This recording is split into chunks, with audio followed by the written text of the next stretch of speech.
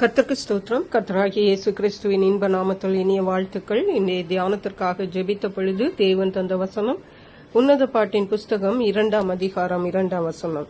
முள்ளுகளுக்குள்ளே lily புஷ்பம் எப்படி இருக்கிறதோ அப்படியே குமாரத்திகளுக்குள்ளே எனக்கு பிரியமானவளும் இருக்கிறாள். நம்முடைய கர்த்தராகிய இயேசு கிறிஸ்து தம்முடைய பிள்ளைகளை நேசிக்கிற தேவன். தேவன் சொல்லுகிறார், முள்ளுகளுக்குள்ளே லீலி புஷ்பம் எப்படி இருக்கிறதோ அப்படியே குமாரத்திகளுக்குள்ளே எனக்கு பிரியமானவளும் இருக்கிறாள் என்று. தேவனுடைய பிள்ளைகளாகிய நாம் நினைக்கிறது என்னவென்றால், நாம் கர்த்தருக்கு பிரியமாய் வாழ்ந்து அவருக்கு பிரியமான பிள்ளைகளாய் இருந்தால் நம்முடைய வாழ்விலே கஷ்டமே வராது என்று நினைக்கிறோம். நம்முடைய வாழ்விலே நாம் மகிழ்ச்சியாக இருக்கலாம் என்று நினைக்கிறோம். ஆனால் தேவன் சொல்லுகிறார், முள்ளுகளுக்குள்ளே லீலி புஷ்பம் அழகுதான், சந்தோஷம்தான், கவர்ச்சிதான், நறுமணம்தான். ஆனால் அது இருக்கிற இடம் முட்களால் நிறைந்தது. அருமையான கர்த்தருடைய பிள்ளைகளை, இதை நாம் 2 விதத்திலே எடுத்துக்கொள்ள முடியும். அந்த முட்கள் அந்த லீலி புஷ்பத்திற்கு பாதுகாப்பாகவும் இருக்கிறது. இன்னொரு பக்கம் அந்த முட்கள் அந்த லீலி புஷ்பத்துக்கு கஷ்டமாகவும் இருக்கிறது.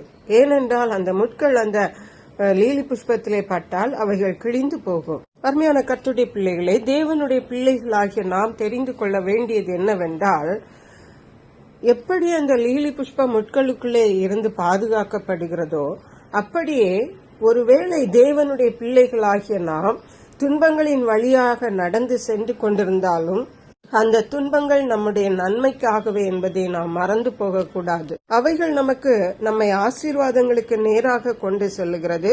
மட்டுமல்ல, நமக்கு பாதுகாப்பையும் தருகிறது. எதற்கென்றால், தேவனுடைய ஆசீர்வாதங்களை நாம் இவ்வுலகத்திலும் மறு உலகத்திலும் சுதந்திரித்துக் கொள்ளும்படியாகவே. ஹல்லேலூயா. ஆகவே தேவன் நமக்கு அனுமதித்திருக்கிற கஷ்டங்கள், துன்பங்கள், அவைகள் நம்முடைய நன்மைக்காகவே என்பதை நாம் மறந்து போகக்கூடாது. அதன் மூலமாக நாம் பாதுகாப்பாக இருக்க முடியும், நாம் நறுமணம் வீச முடியும், மற்றவர்களுக்கு நாம் சாட்சி உள்ளவர்களாகவும் இருக்க முடியும். ஹல்லேலூயா. சங்கீதங்களின் புஸ்தகம் 34ஆம் சங்கீதம் 19ஆம் வசனம் சொல்லுகிறது, நீதிமானுக்கு வரும் துன்பங்கள் அநேகமாயிருக்கும், கர்த்தர் அவைகள் எல்லாவற்றிலும் நின்று அவனை விடுவிப்பார். இயேசு கிறிஸ்துவின் இரத்தத்தாலே கழுகப்பட்ட எல்லாரும் நீதிமான்கள். நாம் யாவரும் பாவிகள். ஆனால் இயேசு கிறிஸ்துவை விசுவாசித்து அவரிடத்தில் நம்முடைய பாவங்களை அறிக்கையிட்டு அவருடைய இரத்தத்தாலே நாம் கழுகப்பட்டோமானால் நிச்சயமாகவே நாம் நீதிமான்களாக மாற்றப்படுகிறோம். அப்படி நீதிமான்கள் ஆக்கப்பட்டவர்களுக்கு துன்பம் இல்லை என்று நாம் நினைக்க கூடாது. அநேக துன்பங்கள் இருக்கும்.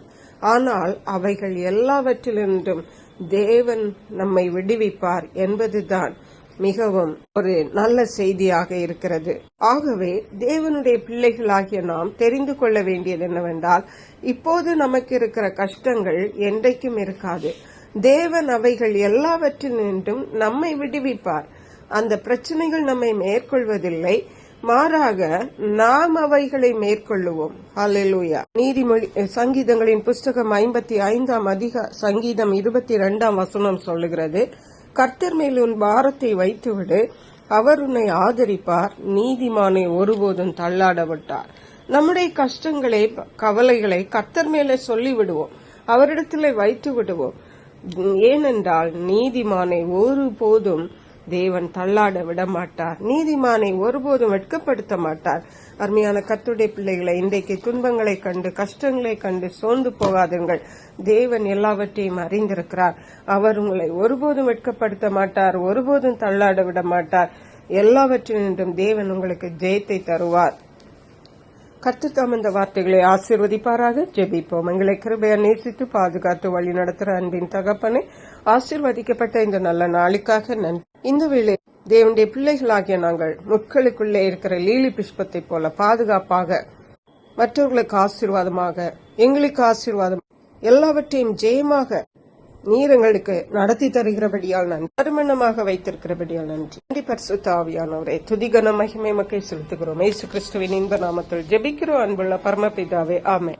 இயேசு கிறிஸ்துவின் சுவிசேஷம் ஒவ்வொருவரையும் சென்றடையும்படியாக இந்த செய்தியை உங்கள் நண்பர்களுக்கு அனுப்பி வைக்குமாறு தாழ்மையுடன் கேட்டுக்கொள்ளுகிறேன். கர்த்தர் தாமே உங்கள் அனைவரையும் அபரிதமாய் ஆசீர்வதிப்பாராக.